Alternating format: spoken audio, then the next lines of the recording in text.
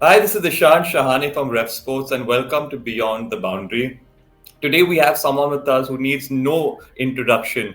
He is an Indian cricketing legend, a World Cup winner, a national selector, and overall just a superstar personality, Mr. Dilip Vengsarkar. It's an honor to speak to you, sir.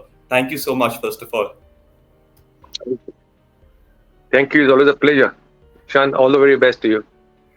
Thank you, sir. So, all of us know you as the cricketing legend, but I think very few of us from my generation, especially, would not possibly know the journey. So, how did the cricketing journey start, sir? Could you just give us a small brief on that? Oh, I used to stay in Hindu colony, the other, and I played for King George School. And my school has produced almost 10 to 15 Test cricketers, right from Madhav Mantri, um, to so many cricketers, and lots of first-class cricketers. So our school um, has great history and tradition as far as the game is concerned, and that's how I joined because it's very, it was the Hindu colony itself. And Yes. then, of course, I applied for Bombay schools, West Zone schools. At that time, there was no Indian schools those days. Then I joined Podar College. Then I was a captain of Bombay University. I was a captain of Indian universities, and then scored a lot of runs in intercollegiate matches. And at the age of 18, I was picked for the Bombay team. At those days, our team was star-studded team. The likes Gavaskar, Ashok Bankad, Solkar, Ghavri, all the top players they were there.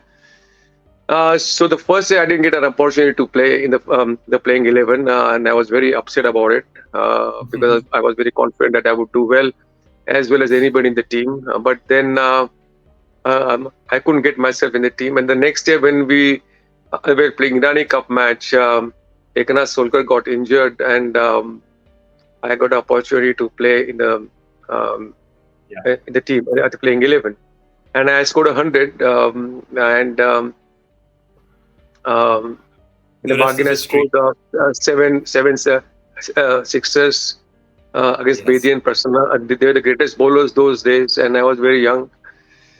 And then I got opportunity to play for India. Then, of course, I scored, I think, 125 against Baroda, then 100 against touring Sri Lankan team. I was playing for combined varsities that time. And that's how I was picked to play for India. And then, of course, my journey started until Yes. I started in 76 and till 1992. No, I sir. I played think more than you're a 100 test matches, yeah. Yeah. Wow. I think you're a true inspiration to every young cricketer out there. I've always wanted to ask you, sir, you played so much cricket. What's been your favorite knock of all time? This can be domestic cricket or international cricket. Well, it's very difficult to say, how many, which one is the best one, to be honest with you. It's very difficult to say. But I guess my 100 at the Lords, the third 100 at Lords, when India won the test match for the first time at Lords Cricket Ground. And I scored in that match, I think 26 not out in the first inning and 33 in the second innings. And then possibly, I think one of the best 100. And then, of course, I scored another one at Henley, which was a very low-scoring game, and I scored in that. Which was, Yeah. and one of the matches to the 100, one possible against Sri Lanka at Katak, where I scored 166. Very treacherous track. So that could be Yes. another one. It's very difficult to say actually which one is the best one. Yeah. I think all of them have been great. And, you scored 6 centuries against the West Indies. So that is a very difficult thing to do when you did it against a high quality bowling lineup. So, first of all, how did you manage doing that? Well, I think you have skill and you got players fast bowlers. Because when I played international, we had fast bowlers, and I get adjusted to it. the bounce of the wicket. You can score runs against them. But of course, you require a certain guts. Yeah, 76 on my first tour. I think Michael Holding was very quick. And and there's Jeff Thompson on the tour of Australia, because those wickets were very fast and bouncy those days. And then Imran Khan was great. And Bob Willis, Ian Botham, they were very good in England. Um, and of course, I think Hadley was absolutely a great bowler. And then Malcolm Marshall was again quick. I mean, he was outstanding bowler. So there are some great bowlers I faced actually. And there were some spells I remember that I think they were quite quick. Some of the deliveries they bowled were extremely fast, maybe 100, 100 miles possibly. That's really Um, quick. I think there was no speed gun those days, but they were extremely fast. Do you think the fast bowlers of that time were slightly better than the ones that we see today, sir? Well, I wouldn't like to compare. I think the players of different era as such, but I think they were very quick. I can say that. And then the wickets were very fast and bouncy. The wickets all over the world have gone very slow now. Yes. And I think coming to the next topic here, you are a World Cup winner, and all of us know that, and we're extremely proud of that victory. But we want to hear it from you firsthand. So tell us about that experience of winning the World Cup.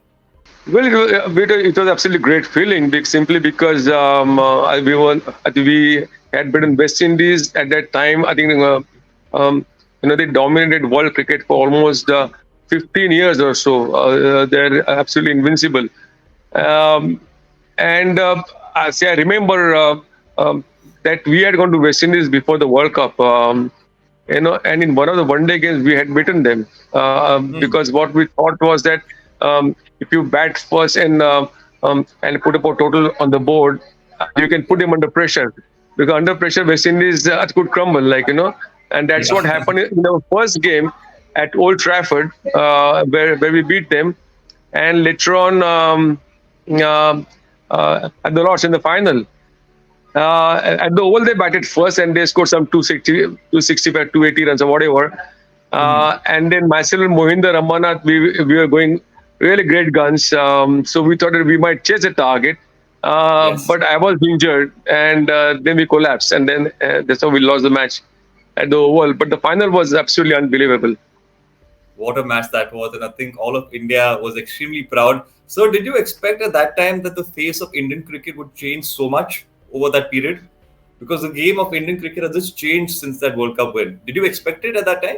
Well, after winning the World Cup, yes, because there were huge.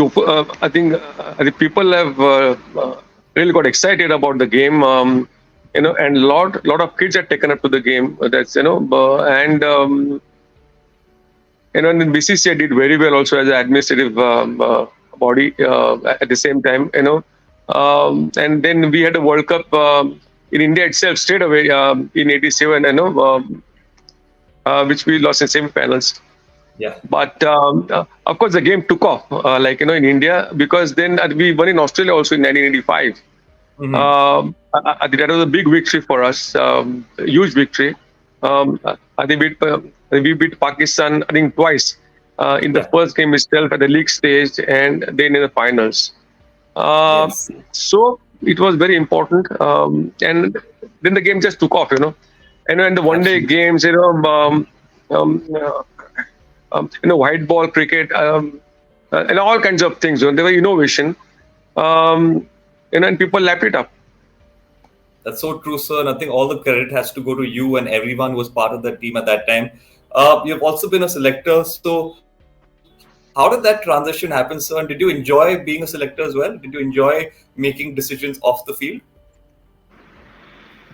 Well, those days it was an honorary job, and after I retired from international cricket, I was asked by Mr. Dalmia, he was the president of the board that time, and I was not very keen to become selector, because I thought that if you're a selector from because those days, of course, I mean, still now it's the same thing. And every selector should represent his zone.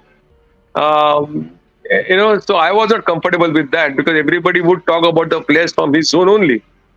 Yes. Um, Yes. when you are there's the India selector, then you talk about India. You don't Yeah. talk about West Zone or South Zone or North Zone or Central Zone or East Zone. Um, so I refused that time, and then he again asked me. He said, "I can't have 4 or 5 players from any zone as selected. India is a huge country, and everybody has to represent his zone." So I Yes. refused twice, and then third time when I was asked by Mr. Pawar that time.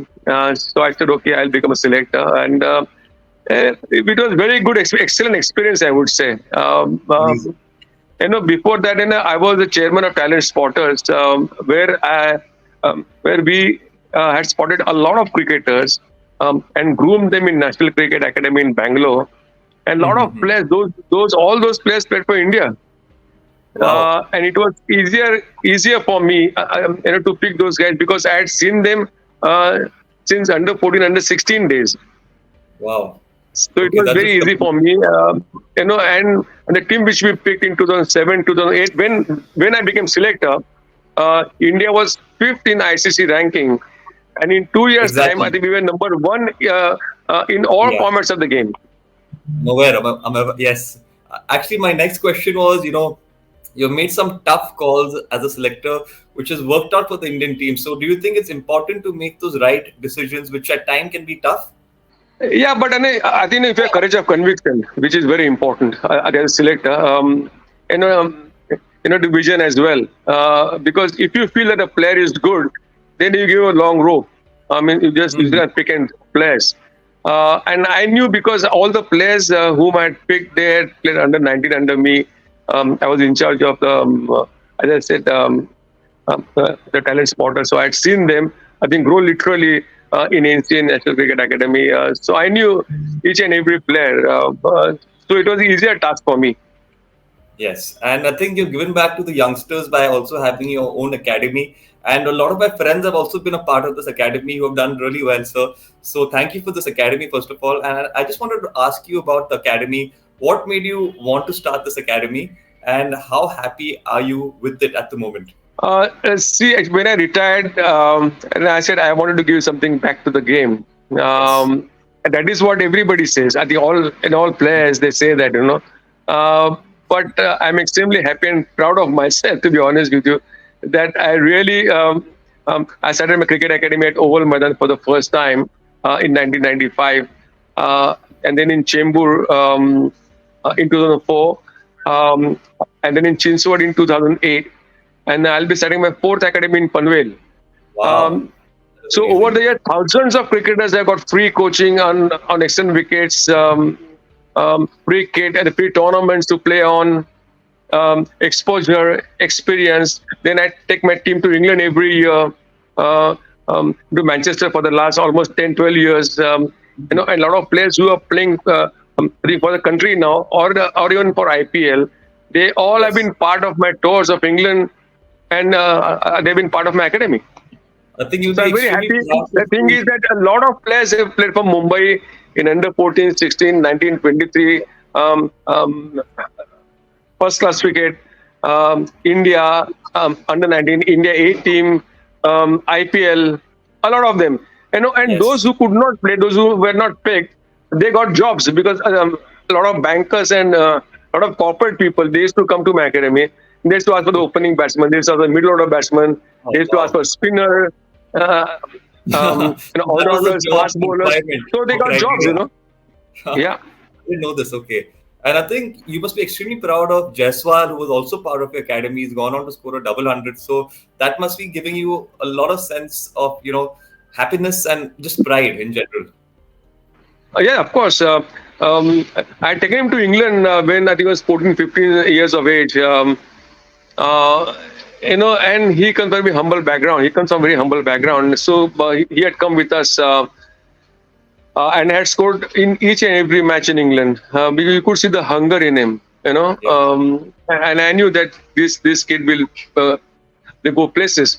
Then he came back and played for India under 19 and scored a lot of runs in the World Cup. Then he was Rajasthan Royals, Rajasthan. Yes. and he's still playing for the same team for the last I think 4 5 years. I'm extremely Yes. happy about him, and now and now he's a captain of the other Union also, which is my club where I played for 25 years. Yes. And your father also played over there. He was fast bowler, and he also played for the same club. So we all played for the same club. Okay. You know, SSV is playing and is the captain of the club. Wow, okay. That's just really good to know. And, I think you mentioned, giving exposure to the youngsters. So you've taken them to England, you've taken them abroad. Do you think giving exposure really gives them a new insight on how to play cricket even abroad, which I feel gives them that edge when they're playing international cricket? Yeah, especially in England, because to play in English conditions are very very testing. I think, and for the batters, for the bowler also, which line to bowl, which lane to bowl. So these are the things you um, uh, experience in England itself. You may say something that you should do that, you should do that, but unless you experience yourself over there the matches, and we play some against some external opposition, uh, uh, Cheshire under 19, Lancashire under 19, Yorkshire under 19. Wow. So a lot of good teams play against us. So they definitely helps a lot of players, and the experience Yes. helps them when they come back to India. I'm sure it does. I'm sure it does. And Dilip, so if I had to ask you, what are your future plans with this, with the academy? Where do you want to take it? Where are you seeing it going in the future? See, now I'll be starting my fourth academy in Panvel, and I get a lot of offers to start, but I cannot go because unless I'm hands-on, then only I'm there. Like in a sense. So in Panvel, I'll be starting now by end of March or so. So it's my fourth one, and that's it. I think there's a lot of talent in Panvel, at the entire Raigad district, I would say, and I expect a lot of players from there because they come to the Oval Maidan. Those who are well off, but those who come from humble background, I think Adivasis and all those guys, I think there's a lot of them in Panvel. Yeah, Yeah, yeah. so that's it. And now, because I was a part of Mumbai Cricket Association for almost 10 years, and now with the restrictions on the term, I finished with MCA. Now I can't be a part of MCA, Yeah. but I am a part, BCCI's Apex Council, um, as players representative. Mm-hmm. So I enjoy that role at the moment. Apart from that, I just want to give back to the game. That's about it. Yeah, I think we all appreciate it, sir. I think you giving back to the game is everything that Indian cricket needs. Just a few questions on Indian cricket, sir. Any youngsters that have caught your eye in the recent past besides Jaiswal, who you think can go on to do wonders for the team? Well, there are a lot of players, I think, who are good players, but they must get opportunity. I think Yeah. Patidar is good because I watched him almost 4 years ago, and I thought he would be picked, but unfortunately he didn't get opportunity. Hmm. Um, and then Sarfraz is good. Sarfraz Khan is good, but also he also didn't get opportunity Yeah. at the right time. See, it's very important that when the kid is in form, when the player is in form, he should get the opportunity at the right time. The timing has to be absolutely precise. Because if Yes. he lose that time, then he lose the form, or he lose the interest, or he lose the fitness, or whatever for that matter. Yes, so I think cricket's about being at the right place at the right time as well. So I think you're very right when you say that. Yeah, Uh, yeah. if there's a young batter, sir, who's coming up to you for advice, what's that one piece of advice that you would like to pass on to him? The thing is that there is no substitute for hard work, and the hard work is very important. There nowadays what has happened is uh, the kids, I think, who receive bigger money in IPL, so they would Yeah, just want to play IPL. But the important completely. factor is that they must play Test match cricket because they'll be known only for their Test records, not IPL record. So it's important to play Test match cricket where the skills and the mental toughness come to the fore. And this is that, and that's what matters. I think if you're a good Test player, you can play in any format. But if you're a good T20 player, that does not mean that you are a good in Test match cricket. So So Test true. And match I think cricket is this, ultimate cricket, so they should play for India first. And yes. then, of course, the other games, I think IPL or whatever, other games they want to play, I think ODIs or whatever. So Yes. Test cricket is what is very important, and every player must think about playing for India only. Yes. And my last question for you, sir, I won't take much of your time. Just one piece of advice or one lesson you would like to pass on to someone who's just coming up playing cricket, or just a youngster who wants to do well in life. So one piece of advice that someone's told you that you'd want to pass on. I'm sure there'll be a lot, but if you have to give away one piece of advice, what would that be? When I tell youngsters, I always say that you take pride in your performance. That you take pride in playing for your country. And you take pride in winning the matches for your country. That is what the advice I give them. And the important thing is you have to enjoy the game. Yes. The enjoyment has to be there, and then the passion and the focus has to be there. That's what I feel.